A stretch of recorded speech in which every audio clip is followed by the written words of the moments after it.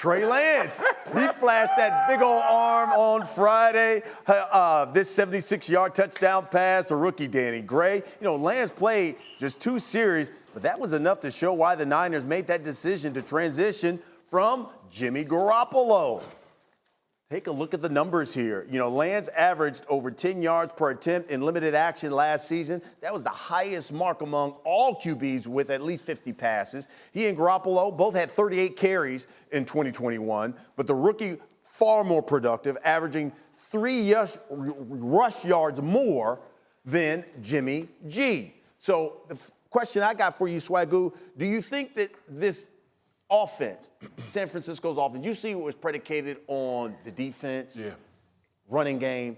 Do you think it'll be a lot more explosive, Trey Lance at the helm? I do. One, his athleticism. Obviously, you can use him more. Kyle Shanahan's ability to call plays is not going to put Trey Lance in a lot of harmful situations. And he's going to be asked throughout the course of the season to make some critical throws. And as long as he can do that, this team will be fine. We saw this offense win an NFC championship game throwing 8 passes with Jimmy Garoppolo. I want everybody to understand that in perspective. So what Kyle Shanahan and Lynch is thinking is that if we can get a guy that can be a little bit more explosive right now and maybe a lot more explosive than what we had, that may lend itself to a championship. Tim, listen, he hasn't played a lot of football, but what kind of learning curve should he be expecting there with Trey Lance? Yeah, look, I've been, first off, in terms of the learning curve, I think Kyle Shanahan, you know, in recent memory has been the best play caller at scripting completions. And so in terms of learning curve, Kyle Shanahan can help him with some gimmies, you know, and I think he'll do that. But I would say this, and I've kind of been, you know, beating this drum, and Trey Lance, for perspective, I thought he was outstanding in his first showing, you know, this preseason. If you just think about this, since leaving high school, he started like 24 games since just to put it in perspective, like someone like Kenny Pickett started 45 games just in college. So like he hasn't played a ton of football.